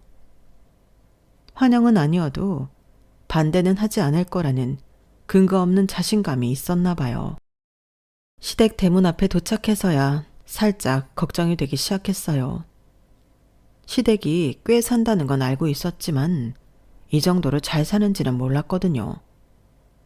푸릇푸릇한 잔디 정원을 지나 거실에 앉아 계신 시부모님을 본 순간 앞으로의 결혼 생활이 녹록지 않을 거라는 걸 알 수 있었어요. 왜 분위기에서 읽을 수 있는 것들이 있잖아요. 저희 시댁에서 제가 받은 느낌은 환영하는 분위기는 아니었어요. 오히려 그 반대에 가까웠죠. 특히 시어머니께서는 저를 무척이나 탐탁지 않아 하시는 게 느껴지더라고요. 제가 그날 어머님한테 가장 처음 들었던 말이 뭔지 아세요? 고기도 먹어본 놈이 먹을 줄 알고 사랑도 받아본 사람이 사랑을 줄 줄 안다는데 였어요. 한마디로 저희 집 형편도 보려고 제가 사랑도 많이 못 받고 자란 것 같다는 의미였죠. 난 내 며느리가 구김이 없는 애가 들어왔으면 했어. 궁색함 없이 사랑받고 자란 애들은 어디를 가도 환영받는 느낌이 있잖니? 딱 그거 하나 바랐을 뿐인데. 제 차림을 머리부터 발끝까지 살피시던 어머님은 낮은 한숨을 쉬었어요. 아버님은 장남한테 기대가 없는 만큼 맏며느리감한테도 별다른 기대를 하지 않는 것 같더라고요. 니들이 좋다니 결혼을 하든 말든 마음대로 해라. 이런 반응이었어요. 그리고는 내일 오전에 수술이 잡혀서 그런다고 양해를 구하시고는 식사 중에도 몇 번이나 자리를 이탈해 전화 통화를 하셨어요. 이때까지만 해도 이런 게 이 집 분위기구나 했었는데 웬걸요? 몇 년 뒤 시동생이 결혼 상대자를 집에 데려왔을 때 보니까 저한테 했던 반응과는 전혀 다르더라고요. 물론 동서 아버님과 저희 아버님이 대학 동문으로 잘 아는 사이라서 그런 건 있겠지만 그래도 확실히 달랐어요. 어머님 역시 동서한테는 어찌나 살갑게 말씀을 하시던지 안 그러려고 하는데도 서운하고 섭섭하더라고요. 그래서 집으로 돌아오는 길에 남편한테 서운하다는 말을 했더니 피식 웃더라고요. 서운하면 뭐 어쩌겠어. 엄마 마음이 그렇다는데. 어차피 당신도 우리 엄마 안 좋아하잖아. 그럼 됐지 뭐. 공감 능력이 떨어지는 건지 어쩌면 그렇게 얄미운 소리를 잘도 하는지 몰라요. 그래도 신혼 초기에는 제가 이런 말을 하면 3번 중 2번은 제 편을 들어주곤 했었는데 자식을 낳고 살다 보니 애정이 식었는지 립 서비스도 없어졌어요. 초창기 3년을 못 갈 것 같던 남편의 회사는 시간이 갈수록 자리를 잡아갔고 우리가 결혼하고 10년이 넘어가던 시점부터는 규모를 확장해 직원 수도 많이 늘었어요. 남편 사업이 잘 될수록 남편은 집에 소홀해졌어요. 결혼하고 이듬해 태어난 딸아이가 유치원을 졸업하고 초등학교에 입학했을 때였는데 남편이 딸아이 생일 선물로 4, 5세 아이가 신을 만한 공주 구두를 사왔더라고요. 자기 애가 얼마나 컸는지도 모를 정도로 아이한테도 소홀해서 벌어진 일이었어요. 그 무렵 저는 남편이 회사 일로 바빠서 그랬거니 생각했는데 꼭 그런 것만은 아니었더라고요. 옷장을 정리하다가 남편 주머니에서 반지 케이스를 발견했는데 제 손가락에는 맞지 않는 사이즈였어요. 그래도 신혼 이후 남편한테 이런 선물을 받은 적이 없어서 기분은 좋더라고요. 일단 남편이 줄 때까지 모른 척 하자 싶어서 다시 주머니 속에 넣어두었어요. 그런데 시간이 지나도 좀처럼 남편이 반지를 줄 생각을 않는 거예요. 그러던 어느 날이었죠. 남편이 중요한 서류를 서재에 놓고 가는 바람에 제가 회사까지 서류를 가져다 주러 가야 했어요. 차에 탄 채 주차장에서 기다리고 있는데 남편 대신 여직원이 내려왔더라고요. 그래서 여직원한테 서류를 건넸는데 세상에, 그 여직원 손가락에 남편 옷주머니 속에 있던 그 반지가 꼽혀 있는 거예요. 제 시선이 반지에 꽂혀 있자 여직원은 화들짝 놀라더니 손을 뒤로 숨겼어요. 도둑이 제발 저린다고 제가 딱히 무슨 말을 한 것도 아닌데 먼저 반응을 보이더라고요. 그리고는 저랑 눈도 못 마주치고 불안한 표정으로 도망치듯 들어가 보겠다고 하더군요. 그래서 일부러 한마디 했어요. 케이스에 들어있을 때보다 직접 끼니까 더 괜찮아 보이네요. 그 말에 여직원은 고개를 숙이더니 기어들어가는 소리로 죄송하다고 말하더군요. 거기서 확실해졌어요. 그 길로 차를 돌려 집으로 오는데 남편이 전화를 했더라고요. 여직원한테 이미 들은 거겠죠, 얘기를. 저는 그래도 남편이 잘못했다고 사과를 하려고 전화한 줄 알았어요. 그런데 그래서 어쩔 생각이야? 이혼이라도 해줘? 당신이 원하는 대로 해줄게. 말해봐. 지금 그걸 말이라고 해? 적어도 이럴 땐 잘못했다, 미안하다, 사과가 먼저 아니야? 당신이 뭘 잘했다고 이런 식으로 나와. 뭐가 그렇게 떳떳하냐고. 그러니까 당신이 원하는 대로 해주겠다잖아. 암튼 나 지금 회의 들어가야 해서 바쁘니까 나중에 얘기해. 그리고는 전화를 먼저 끊어버렸어요. 누가 보면 제가 바람을 피운 줄 알겠더라고요. 남편은 그날 이후 며칠을 집에 돌아오지 않더라고요. 제가 전화를 해도 받지도 않았고요. 그런데 마침 시어머니가 저희 집에 오신 거예요. 저희 딸아이 입학 선물을 못 사줬다고 늦은 선물을 전해주러 오신 거였죠. 사람이 그렇잖아요. 남편이 미우니까 시어머니도 덩달아 밉더라고요. 그래서 남편의 외도 사실을 말해버렸어요. 당신 아들이 이러고 다닌다는 식으로 말했죠.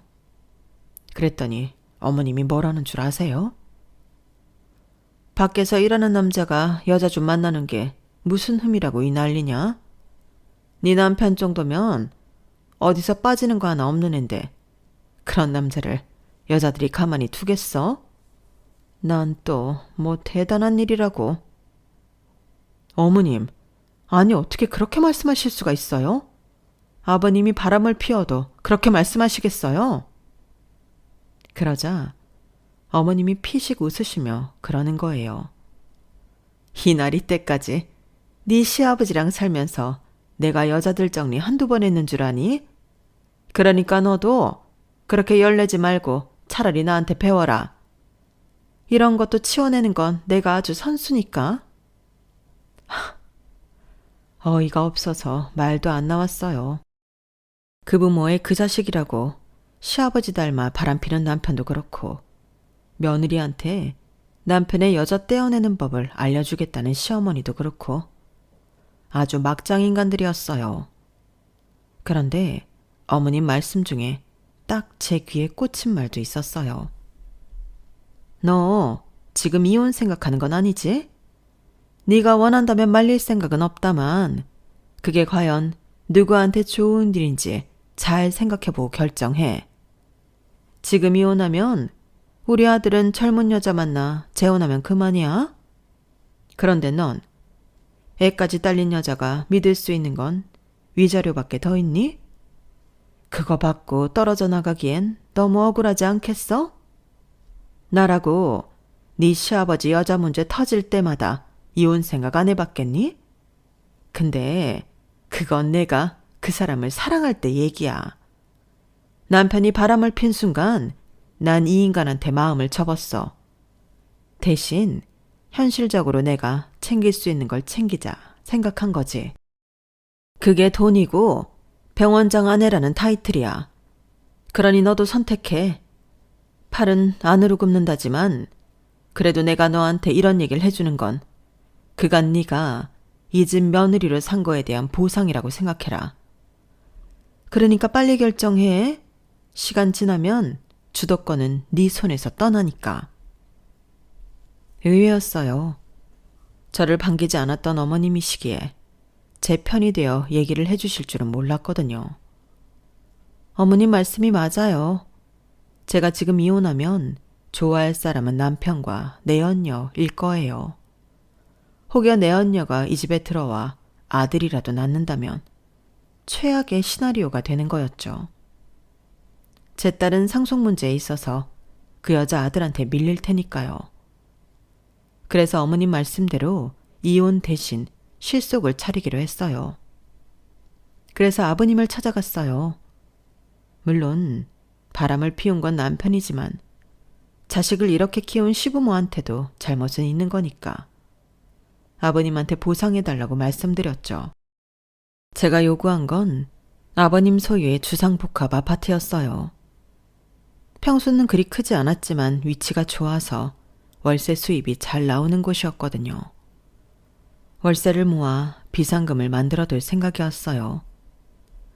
처음엔 시큰둥하시던 아버님이었지만 큰아들 추문으로 인해 병원장 체면이 깎이는 건 원치 않았기에 어쩔 수 없이 제 청을 들어주셨어요. 그 후로도 남편이 바람을 피울 때마다 저는 아버님과 남편한테 하나씩 챙기기 시작했어요. 그렇게 해서 결혼 28년 만에 저는 건물 한 채를 갖게 되었어요. 어느 순간부터 남편은 외도를 저지르고도 부끄러움이나 미안함 따위는 느끼지 않는 것처럼 보였어요. 돈으로 보상해주면 그만이다 생각한 거겠죠. 한 번이 어렵지 2번, 3번은 쉬운 거잖아요.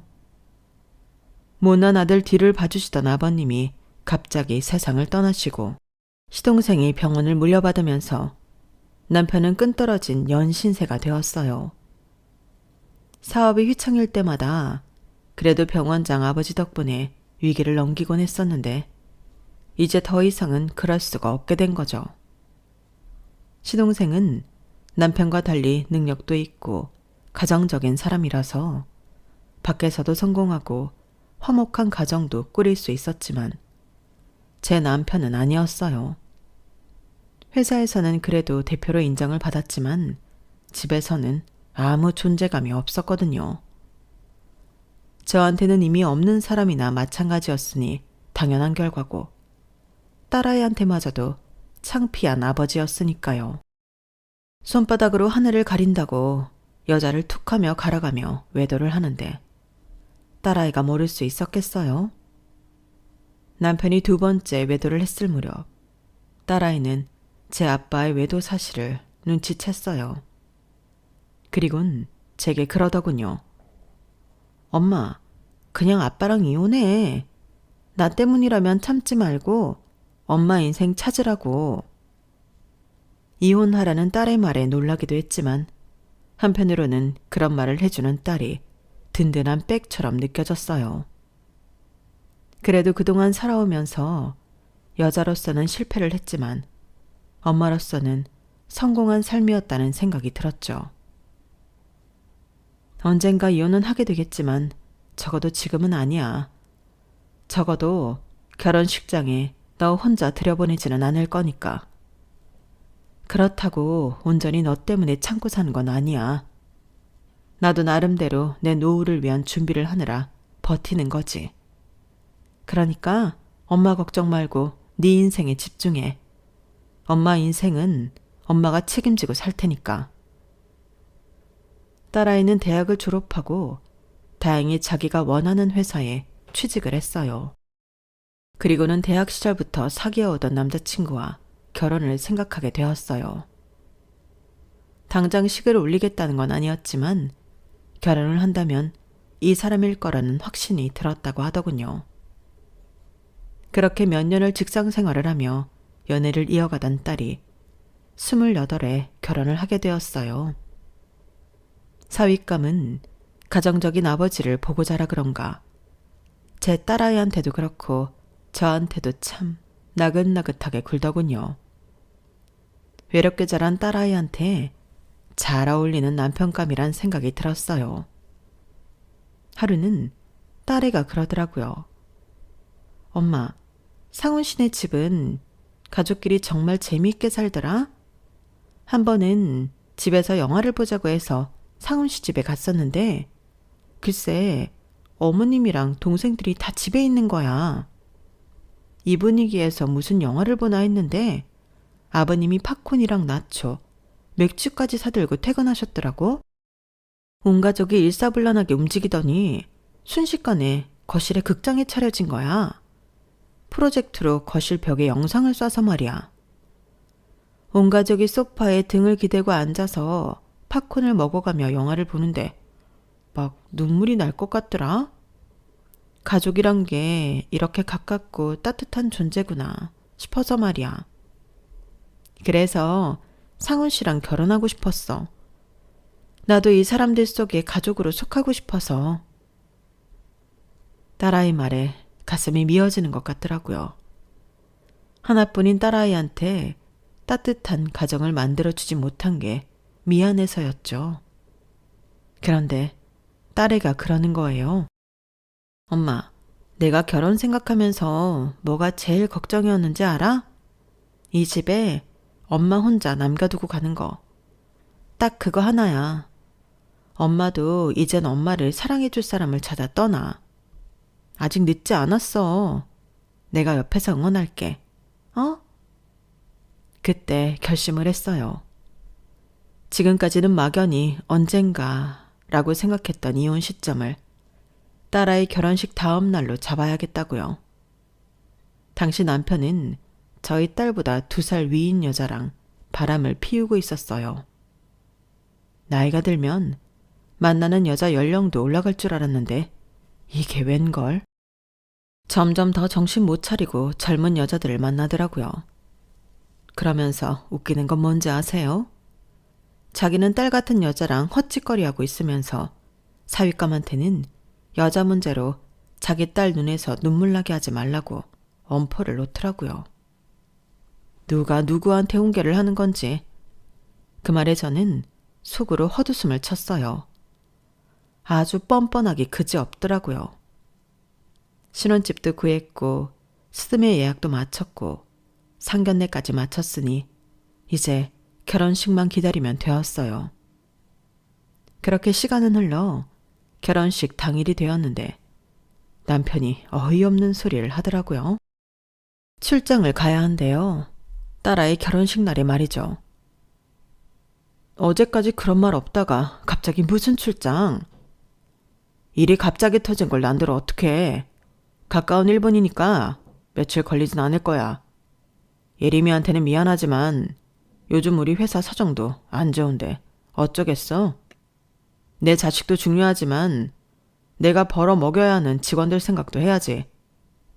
당신이 나 대신 결혼식 잘 치러줘. 남편은 제게 캐리어에 3박 4일 일정으로 짐을 싸라고 했어요. 그러면서 검은 정장도 한 벌 넣으라고 하더군요. 느닷없이 웬 검은 정장인가 싶어 욕실에 씻으러 들어간 남편한테 물어보려는데 그때 남편 휴대폰으로 문자가 온 거예요.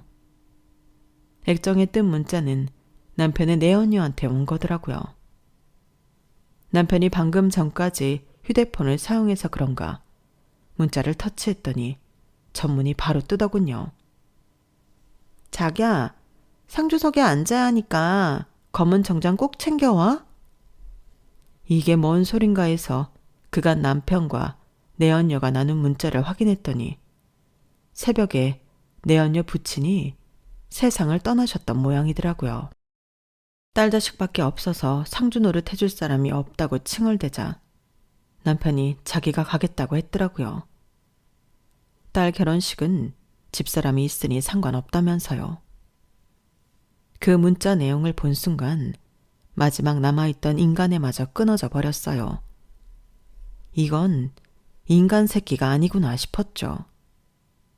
안 그래도 딸아이 결혼만 시키고 나면 바로 이혼 요구를 할 생각이었는데 차라리 잘됐다 생각했어요. 일말의 정도 없이 깔끔하게 끝낼 수 있을 것 같았거든요. 남편이 캐리어를 들고 먼저 집을 나간 뒤 저는 딸아이한테 오늘 결혼식에 아빠가 못 올 거라는 얘기를 했어요. 딸아이는 잠옷 놀라는 것 같더라고요. 그래도 서운한 티 안 내려고 노력하는 걸 보니 제 가슴이 갈갈이 찢어지는 것 같았어요. 그래, 자기 자식 가슴에 칼을 박고도 내연녀 옆을 지키겠다 이거지? 오냐, 그 장례식이 누구 장례식이 될지 어디 두고 보자. 저는 마음속으로 칼을 갈면서 딸아이와 함께 미리 예약해둔 헤어샵에 갔어요. 그리고 예정대로 결혼식을 무사히 치러냈어요. 남편이 딸 결혼식장에 나타나지 않자 친인척들도 그렇고 신랑 측에서도 말들이 나왔지만 다행히도 시동생이 제 딸을 데리고 식장에도 들어가주고 혼주석에도 앉아주어서 무사히 남길 수 있었어요. 사위와 사돈 내외도 저희 사정을 이해해 주었고요. 그렇게 결혼식을 마치고 딸아이와 사위를 공항으로 떠나보낸 뒤 저는 옷도 갈아입지 않은 채 한복 차림으로 남편과 내연녀가 있는 장례식장으로 향했어요. 가장 화려한 결혼식 혼주 차림으로 장례식장에 들어서자 사람들 이목이 제게 집중되더군요. 차라리 잘 됐다 싶었어요. 기왕 망신을 줄 거 한 명이라도 더 보는 앞에서 줄 수 있으니까요. 상주석에 나란히 앉아있던 남편과 내연녀는 저를 보고 기겁을 하더라고요. 특히 남편은 꿀떡꿀떡 마른 침만 삼켰어요. 제 한마디에 모든 게 달려있다는 걸 아는 거죠. 저는 일단 영정 속 내연녀 부친한테 고개를 숙이고 사과를 드렸어요. 어르신, 죄송합니다. 마지막 가시는 길에 이런 참담한 상황을 전하게 되었네요. 그래도 저를 너무 원망은 하지 마세요. 이게 다 딸 자식 잘못 키우신 죄니까요. 제가 오늘 딸아이 혼사를 치르고 왔습니다. 그런데 말이죠. 제 딸아이 손을 잡고 식장에 들어가야 할 남편이란 작자가 지 딸뻘 되는 어린 여자한테 빠져선 딸 결혼식에 불참했지 뭡니까? 내연녀 부친 장례식에서 상주노수를 해야 한다나 뭐라나. 여기까지 말을 하자 장례식장 안에 있던 문상객들 사이에서 웅성거리는 소리가 들렸어요. 내 정체가 뭘까 생각했는데 그게 이 집 딸의 상간남 본처라는 걸 알게 되었으니 얼마나 흥미진진했겠어요. 그러자 남편이 달려와 제 팔을 붙잡고는 나가서 얘기를 하자고 하더군요. 저는 질색을 하며 그 손을 뿌리쳤어요. 이거 놔! 어디서 감히 내 몸에 손을 대?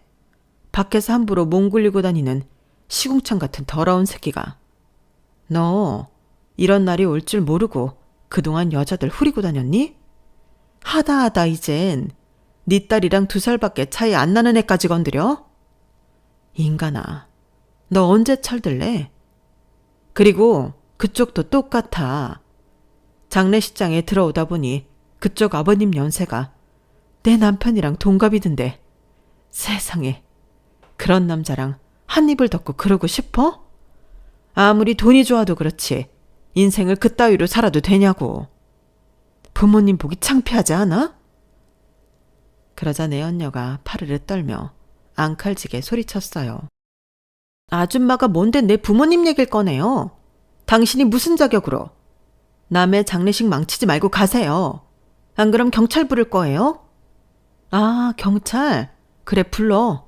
기왕 판 키우는 거 경찰이 와야 시끌벅적하고 사람들도 더 몰리지. 그래, 지 아빠 장례식 망치는 건 싫은가 보네. 그래서 새벽부터 내 남편한테 전화해선 딸 결혼식 가지 말고 자기 아빠 장례식장에 와달라고 그런 거구나. 네 아빠 장례식은 중요하고 이 사람 딸 결혼식은 안 중요해서? 대단하네.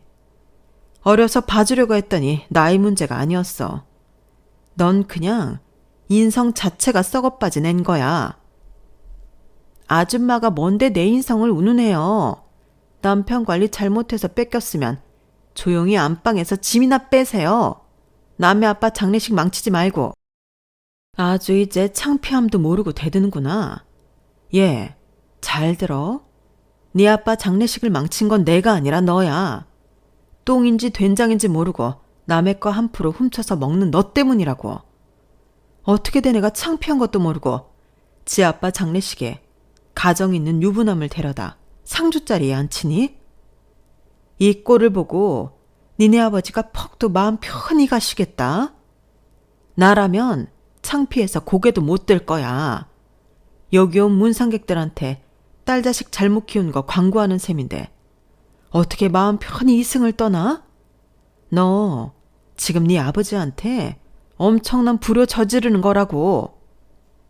하긴 그걸 아는 애라면 이런 짓도 안 하지. 됐고, 지금부터 내가 하는 소리 잘 들어. 난 걸레 같은 저 인간 더는 안 데리고 살 거야. 그러니까 네가 끼고 살 때 마음대로 해. 그리고 넌 너대로 죗값 치러야겠지? 들어보니 너 배우라며. 아직 단역이라 그런가 내 눈에 익지 않아서 몰랐는데 그나마도 이젠 그 일 못하겠네? 내가 너한테 상간녀 위자료 청구 소송 낼 거거든. 간통죄야 사라졌다지만 상간녀 위자료 청구 소송 당했다고 하면 다들 네가 무슨 죄를 지었는지 알 거야. 그 주제에 뻔뻔하게 TV에 나오겠다거나 무대에 서겠다는 생각하진 않겠지? 뭐 네가 그렇게 하려고 해도 널 써주는 사람이 없긴 하겠지만. 예, 세상이 막 돌아가는 것 같아도 말이야. 다들 지킬 건 지키고 산다? 그래서 사는 게 힘든 거야. 그걸 안 하고 편하게 살자 들면 너나 저 인간 꼴 나는 거고. 아, 내가 그 얘기를 전한다는 걸 깜빡했네. 당신 어머니가 전해달래. 애비 노릇도 못하는 걸 자식으로 받아줄 생각 없으니까 집안 망신 그만 떨고 호적 파서 나가래. 그간 사업 자금으로 빌려간 돈도 이달 말까지 갚으라시고. 당신 이제 개털된 거야. 알겠어? 저는 할 말을 다 하곤 장례식장을 나왔어요. 장례식장에 있던 문상객들은 흥미진진한 표정으로 남편과 내 언녀의 반응을 살피더라고요. 나오다 보니 두 사람은 서로 네 책임이니 내 책임이니 실랑이를 벌이더군요. 그렇게 저는 딸 결혼식 날 남편과의 결혼 생활을 끝냈어요. 서류 정리까지는 2달 이상 걸렸지만 그래도 지금은 속 시원하게 남남이 되었네요. 그간 남편의 외도 때마다 받은 돈으로 구입한 건물은 온전히 내 소유로 남았고 살던 집을 처분해 적절한 위자료를 받았어요. 남편은 그동안 본가에서 사업 자금으로 끄더라 쓴 게 많아서 집 한 돈 나눈 것도 고스란히 어머님 계좌로 들어가 버렸고요.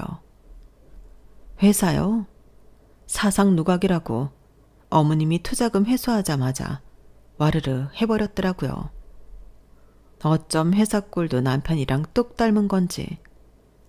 남편 내언녀는 장례식장에서 공개적으로 망신을 당한 뒤 연기 일은 그만뒀다는 것 같아요. 얼굴 팔리는 일을 하는 사람이 인생 그렇게 살면 안 된다는 걸 이번 기회에 확실히 알게 됐을 거라고 생각합니다.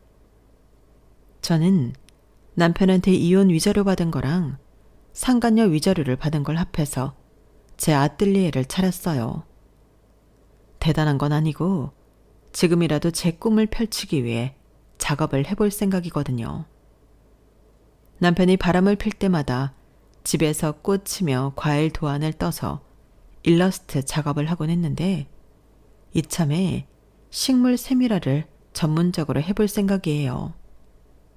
이혼을 했다고 인생이 끝나는 게 아니라 두 번째 인생을 살아볼 기회가 생겼다고 생각하려 합니다.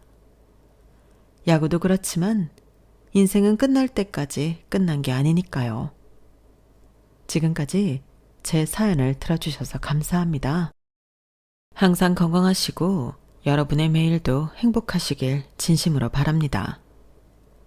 여러분, 사연 댓글에 응원과 현명한 조언 부탁드려요. 좋아요와 구독은 저에게 큰 힘이 됩니다. 오늘도 좋은 일 가득하세요.